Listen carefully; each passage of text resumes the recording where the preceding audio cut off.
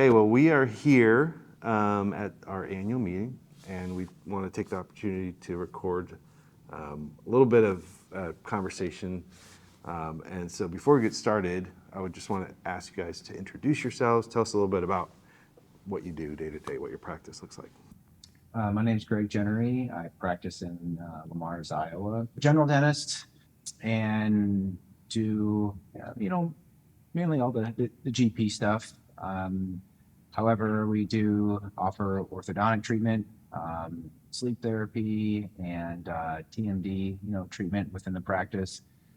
So we happen to have two practices. Wednesdays are my day to be at the satellite, and then every other Friday. But on Mondays, Tuesdays, and Thursdays, or my heavy GP days, and ortho was intermixed in there. Have columns that are more assistant driven. I will go down and take a look at things. And then Thursdays are a little bit more heavy, ortho and less GP. So that's kind of like a typical standard, weekday. Yeah, yep. Awesome. How about you? I'm Amar Pattani. I'm a general dentist out of northwestern suburbs of Chicago. I have two practices. One's northern suburbs, one's northwestern. And I practice just about everything I'm comfortable doing in a general practice. So I go from the general practice tasks to implants, orthodontics. We do endodontics, we do prosthetics, pretty much everything I can get my hands on. I like to try. If it's something I like to do, then I'd like to continue on with it. Yeah. I'm really curious if you kind of think back to when you started offering ortho, whether that was, traditional straight wire or whatever that was. If you think back to that time, how did you go about that process of adding something like that to your practice, a new service like that? For me, it was really, I worked at a practice that was offering ortho. The other doctor there recommended that I take a class, and I found the class that AOS had with Dr. Williams. And so I showed up not really knowing what to expect, but really, really loving the class. And then I just felt inspired to start doing it. And I'm quick to act and maybe a little slower to think. So that's what my wife says. So I just dove in. It was one thing I really liked about the class is that we started finding cases after that first weekend. And so I was super excited, and I had bracketed my first case by the end of the class. Yeah. And from then it was just, it was something I really enjoyed doing, and then watching the progression, I was hooked. What about you? Yeah, so my dad actually had done orthodontics, straight wire series, and he did my braces, my brother's. He wasn't doing it when I rejoined his practice, but I knew that. That's funny. I was like, I didn't really have any interest in doing it. And then as time went on, I started learning about some other things and knew how orthodontics could have an impact on that.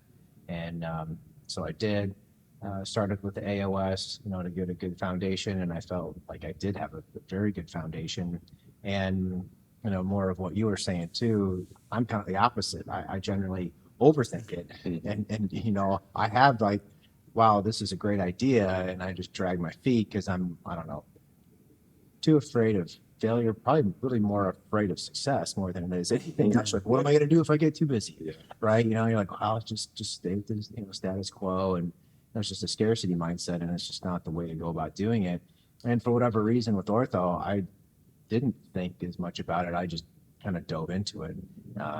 And so then the issue became is as you got busier, it's like, okay, well, that's just taking up so much time, within your practice. And I needed to, find a way that I could delegate some of those, services so that it wasn't occupying as much time, out of my, traditional schedule. So both of you do a fair amount of ortho now. What percentage or how many cases would you say you typically do in a year? For me, so my two practices are very different. One practice is in an area that's probably underserved. I'm one of two dentists in the town. And that practice, and there's no orthodontist in the town. That practice sees maybe 50% ortho. It's very heavy ortho. The other practice is in a town with 150 dentists, and plenty of orthodontists, we still see maybe 10 to 15 to 20% ortho. We have 2 locations. The one location, we don't do any ortho out of it all. The team there just doesn't have the training. That doesn't mean that they couldn't. It's just not, maybe slightly older population base. And so we don't do anything there. So anything that we have or we want to treat from that office gets, shipped and sent in a sense to our main location. But I would say, probably 40% or so of what I'm doing, give or take, 5%. And so we've kind of hovered around that percentage, a little bit more, a little bit less, depending, on the year. And, the need is growing more for the type of, treatments that we are doing, getting those systems in place so that way it doesn't, take as much, time, out of your schedule. Yeah. And the hardest part, I think, is making yourself sit down, make those protocols, make that there. So more of a checklist each time that they go through, as opposed to like, oh, I forgot to do that this time, type of thing. Yeah. So, I mean, for both of you, it's a pretty significant part of what you do day to day. What kind of impact has that had on your practice, adding ortho to the mix of services that you have to offer? I think it's great.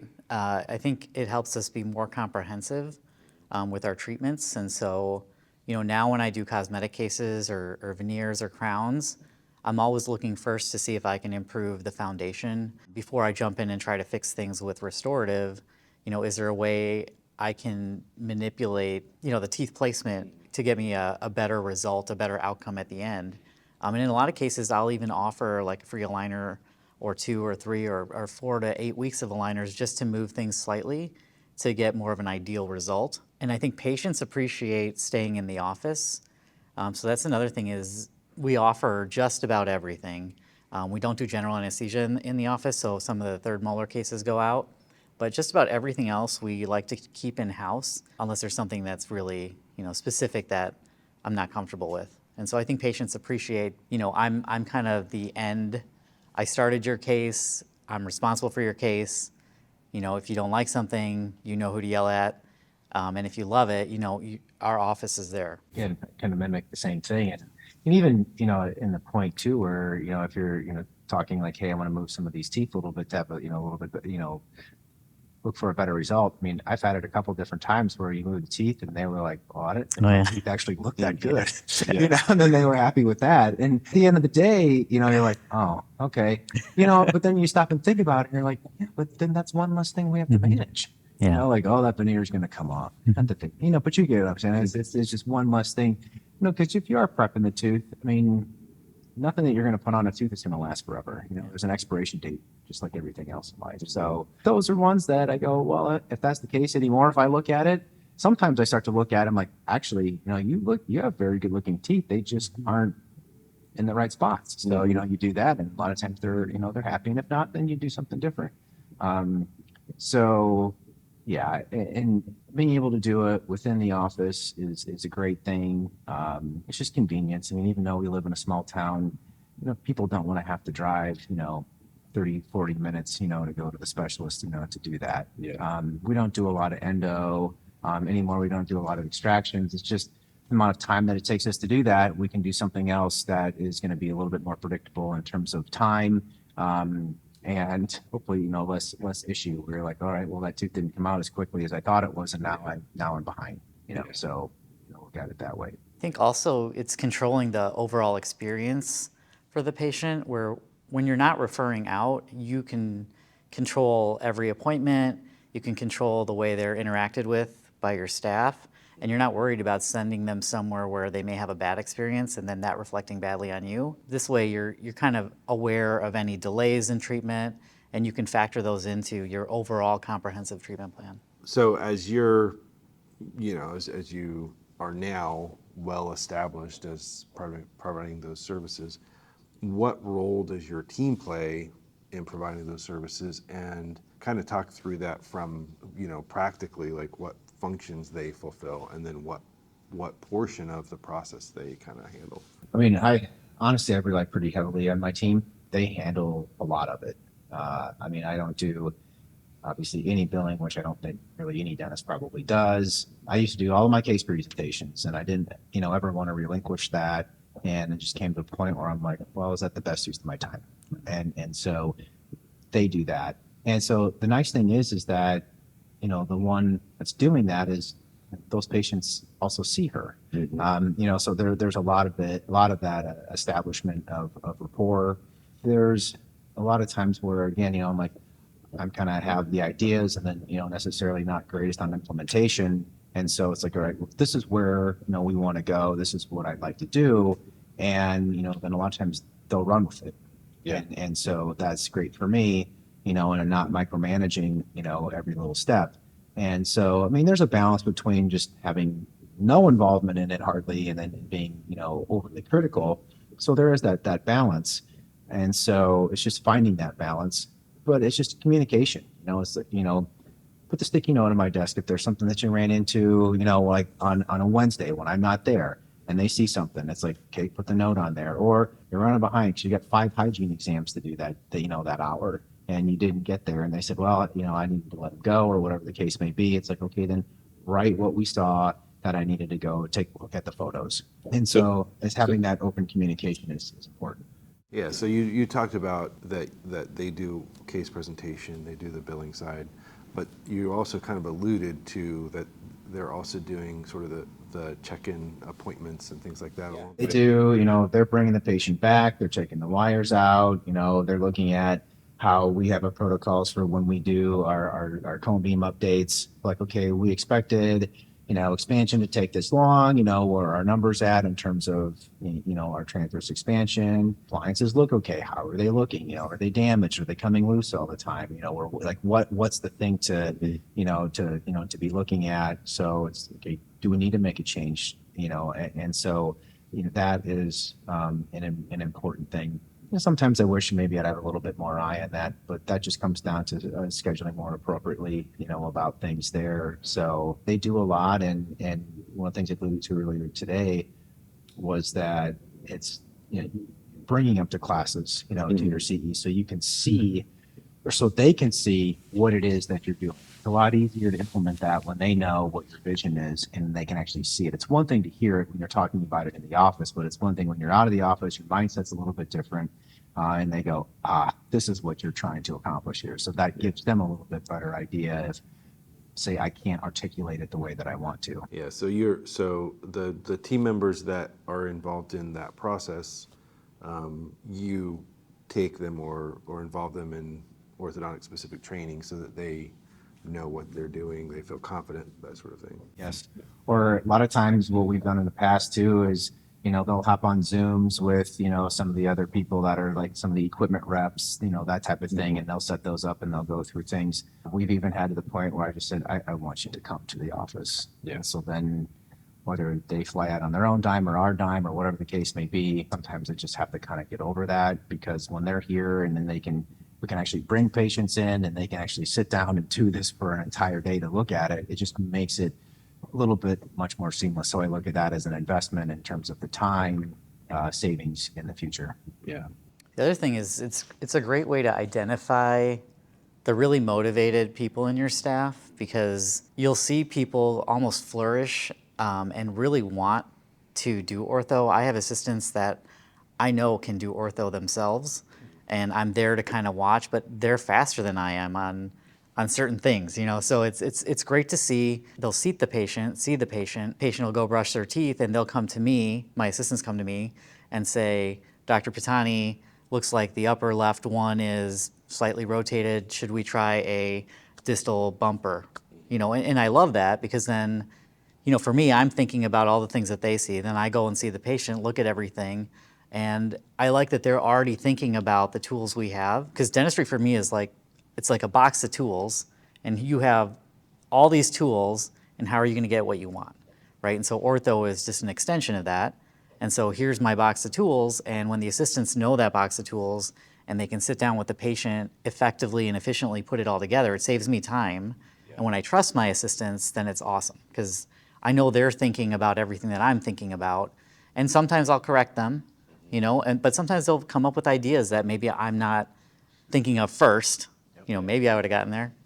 But they've just seen a lot too. Well, and I think, to your point is, I have that too. If you're coming, from, I don't personally place implants or store them. My partner will place implants. But if you're coming from, whether it's a surgery or you're crown prepping or you're doing this, whatever the case may be, your brain is not maybe necessarily like in that moment, it's not boom ortho, right? So then you're walking into the room, they ask you a question or something, and like you said, I'll get there. Yeah.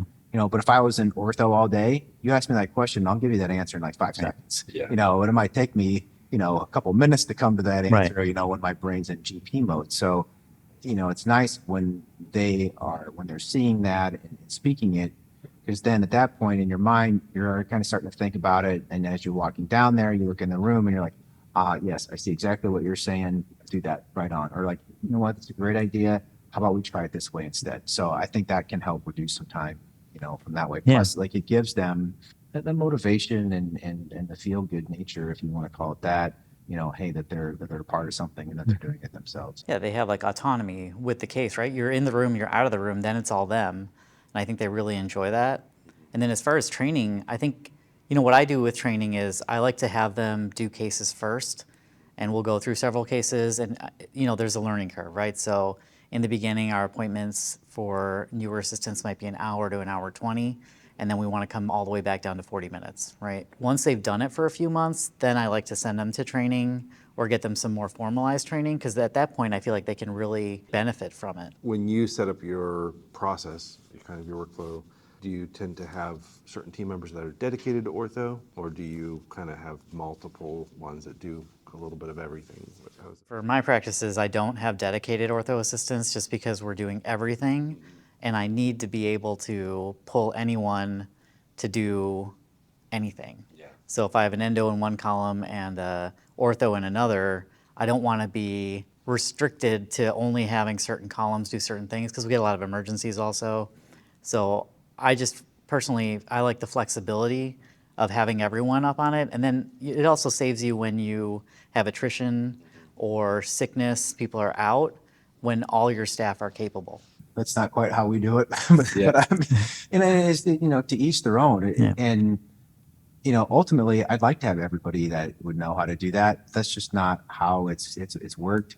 Ortho has its own 2 columns, and those are the columns that they work out of. And we have one assistant that's solely ortho, and then one that is learning quite a bit. She's a quick learn, and she's going to be right there, with the other one. But she is a little bit of the unicorn in the sense that she kind of, whatever she does well. Mm-hmm. And so, I mean, she can step into, a full mouth case. She can step into, an extraction or implant. So she can kind of do it all. So yeah, it does make it challenging when if someone's sick or this or that, if they don't, they're not there. So it's nice to have, more to know how to do it. Yeah, and I think that's good because, people want to hear how people do things, and everybody's going to have a little different way of doing it. So you just have to figure out what works for you. But I think it depends on your practice size too. Like my one practice is 3 ops, so on heavy ortho days, 2 of the ops are, maybe 80% ortho. Mm-hmm. And so I need both assistants there to do everything. But then other days, maybe it's 20% ortho, but I still need both assistants to be able to do everything. I was talking to Dr. Stanbridge one time, and not just recently, and he just was saying, you get to understand where your bottlenecks are, right? And identify those and then make changes. Not one way is necessarily better than the other. It's just whatever is going to work best for you in your situation. And go with it at that, and not make anything more of it than that. And then change it when it doesn't work. Exactly right. Yeah. I mean, are there certain frequencies that you sort of assess your process and are like, you know what, let's optimize this, let's optimize that, or is it just sort of on the fly? You're just like, that's not working, we're going to change it. I wish I had the foresight and ability to put in a cycle, but it's kind of like if it isn't broken, if things are not broken and things are running well, then I'm not necessarily spending a lot of time looking at it. I probably should spend more time, but yeah. And we have ortho meetings every other week over the lunch hour. And so we just kind of go over what's working and we need to make some changes, but, are we making wholesale changes? No. And, one of the things that, I'll talk to, the team just as a general statement, not just ortho, is that, it doesn't have to be bad to be better, right? And so, we can be doing a really, really good job. If we tweak something just a little bit, is it going to be great? But then you have to be able to, and I don't always do a good job of articulating that, is saying, you were not doing a bad job. We're just doing a great job now. So don't feel like, oh my gosh, you're terrible. That's not the case at all. It's just that little tweak to make it better. And I think sometimes too, you run into cases, you're like, why does this take so long? Why is this happening? And so, you look at that and go, okay, well, how about I reflect on that and look at that and say, what could I have done differently? Then I think when you run into, those speed bumps every once in a while, you stop and sit and go, okay, all right, how about I don't hopefully ever have to deal with this again, or look at those things in terms of like, oh my gosh, this is so bad. And like, well, this is an opportunity to be better. I don't always think about that at the time, and you're like, stomach drops or this or that, and you're like, oh my gosh, sleep or whatever. But you're like, no, get out of the scarcity mindset. Think of it as the opportunity to be able to improve and make it better. Well, I appreciate both of you coming. I know both of you are experts in different areas of ortho and different areas of dentistry and have a lot to share. So hopefully we'll have you back again and we can have more conversations.